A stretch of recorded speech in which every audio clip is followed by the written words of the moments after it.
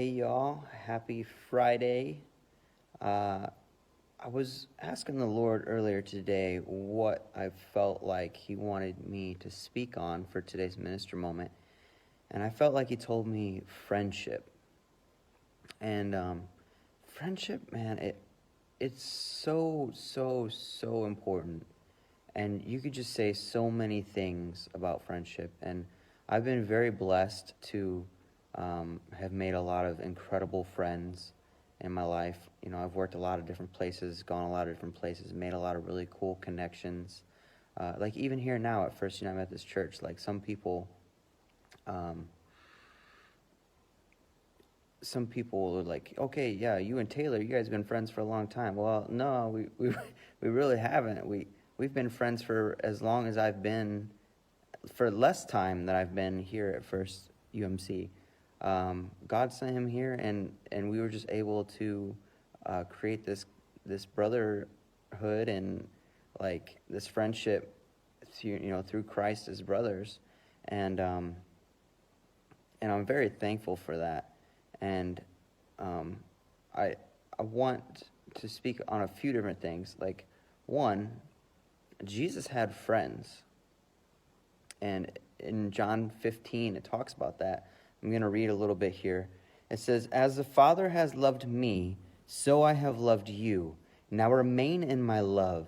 If you obey my commands, you will remain in my love, just as I have obeyed my Father's commands and remain in his love. I have told you this, that by my joy may be complete in you, and your joy may be complete.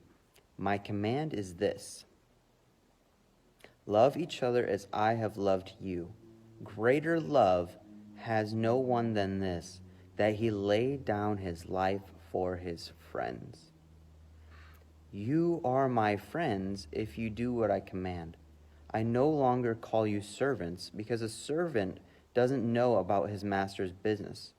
Instead, I have called you friends, for everything that I learned from my Father I have made known to you. You did not choose me, but I chose and appointed you to go and bear fruit that will last. Then the Father will give you whatever you ask for in my name. This is my command: love each other." And so it says, no greater love than this, to lay down one's life for his friends. And Jesus says, I no longer call you servants, but I call you friends, because I've made my business known to you.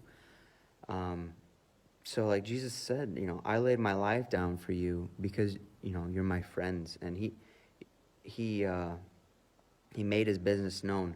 So like in our life, but then he also like sacrificed, and he chose his friends. Like friendship is a two-way street. You can try your absolute best to be friends with somebody, but if they don't want to be friends with you, they're not going to be friends with you. Each person has to decide, like, I'm in this, and I've had to lay down a couple of friendships just because the other person was no longer interested in becoming friends or being friends, because we were really great friends, and that's a really tough time in our life when we have to just kind of give up a friendship that means a lot to us. But you know what? Like, there's a lot of people in the world, and there's somebody else out there that will care for you and will love you and spend time with you and cherish you as a friend. And if you should be able to find that person. I believe that God will send you a great friend. But if it takes a while, our greatest friend is Jesus, and he can be our greatest friend. I wake up in the morning and I'm like, thank you, Jesus, for this next day, for this new day. And I talk to Jesus throughout the day, and I thank him, for what he's done. And friendship, it's super important. Like, reach out, be intentional. Definitely during this time, if there's somebody you haven't talked to for 3, 4, 7, 8 years, and you used to be really good friends, but, maybe just time or life has separated you, give that person a call. When I was, to and from my ways to work, when I had travel time, I would always just be like, what friends could I talk to today? Who haven't I seen in a long time? And the world kind of depends on it, like it matters in people's lives. There was a kid that I knew in high school, and he kind of got bullied a lot, and I tried to be nice to him every time that I could, and but I never really established a great friendship with him. But I was just intentional about being nice to him. But he ended up taking his own life, and I just wish that he would have had some really solid friends in his life. And I don't know, maybe he did, and maybe it was, I don't know. I can't judge because I didn't really know him all that well, but I just wonder, if he had had a really good friend, would he have decided to not take his own life?